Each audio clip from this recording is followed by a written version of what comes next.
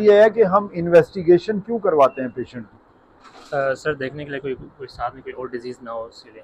सबसे पहले ये देखते हैं, यस सर।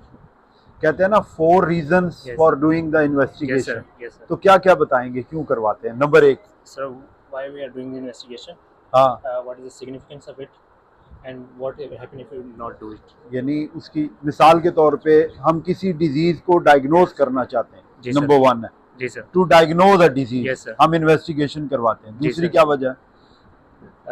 दूसरी ये कि उसको प्रोग्नोसिस देखने के लिए डिजीज़ है। प्रोग्नोसिस देखने के लिए। इसमें से क्या मतलब कितना एक बेनिफिट होगा पेशेंट को? जी ठीक सर। है। और नंबर 3, नंबर 3, अगर ना करवाएं तो क्या हो सकता है? Extent of the sir, disease देखने यस। के लिए करवाते हैं कि जी कितनी ज्यादा बीमारी है। ठीक है। और चौथी चीज क्या होती है? अब वो चौथी बात आती है जो और पहले अगर बताई थी। अगर ना करवाएं तो फिर नहीं, कंकरेंट डिजीज कोई कनकरेंट तो नहीं डिजीज। है। जी सर। तो ये 4 रीजन है किसी भी इन्वेस्टिगेशन को करवाने की। क्या क्या है? To diagnose the disease. Diagnose a disease, yes sir. और to know the extent of the disease, extent of the disease, and to know any concurrent disease.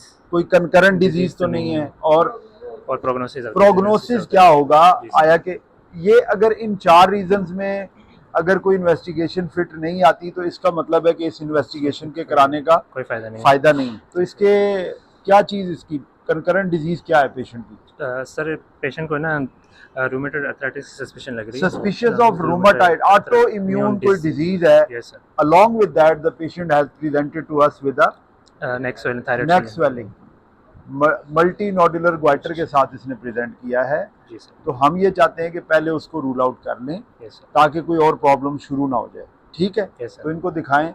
Ji sir. किसको दिखाएंगे फिर? सर आइडली तो रूमेटोलॉजिस्ट को दिखाएंगे। Ideally तो rheumatologist को देखना चाहिए, वरना मेडिसिन स्पेशलिस्ट, मेडिसिन स्पेशलिस्ट को, जी सर, या फिर डर्मेटोलॉजिस्ट को। Dermatologist, sir. और अगर एंडोक्राइनोलॉजिस्ट भी जी। मिल जाए तो उसको भी दिखा दें। जी सर। ठीक है। तो ये कंफर्म कर लें। Thank you very much.